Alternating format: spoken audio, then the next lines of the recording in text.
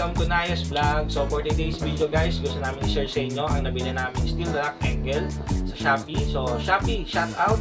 So nakita nyo ba yung likod namin na yan, gusto namin kasi siyang ayusin dahil medyo hindi siya organized. So bumili kami ngayon sa Shopee.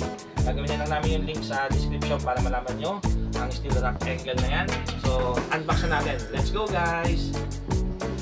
So guys, ito na yung nabili namin. So let's unbox! So napakabigat na guys. So dalawang unit itong binili namin o dalawang items to na same product. So napakabigat na guys. So guys, hindi ako kita na. So yan, box natin guys. So let's go. Asan na? So guys, ito siya oh. Yan. Pagka nabuo natin siya guys, ito siya. Yan. So yan siya. 5 layer siya.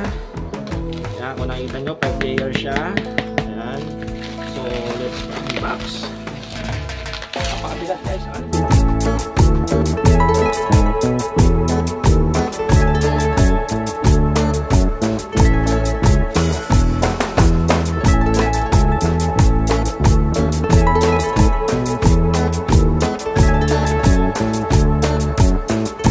So guys, kailangan natin ng tool syempre bago mabuo to. Ang screw number 1 syempre sa ating nuts.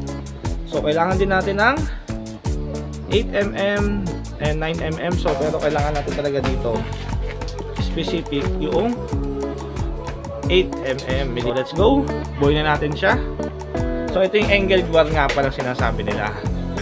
So let's go. Buoy na natin.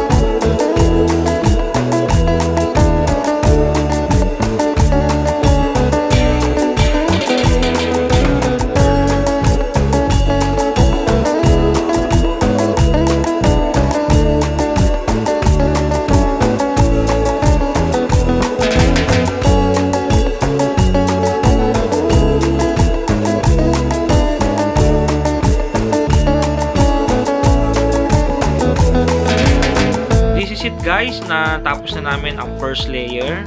So, hayaan yung matapos natin o hayaan natin matapos ang lahat ng layer na to na 5 layer. So, dyan lang kayo guys. Malapit na natin matapos.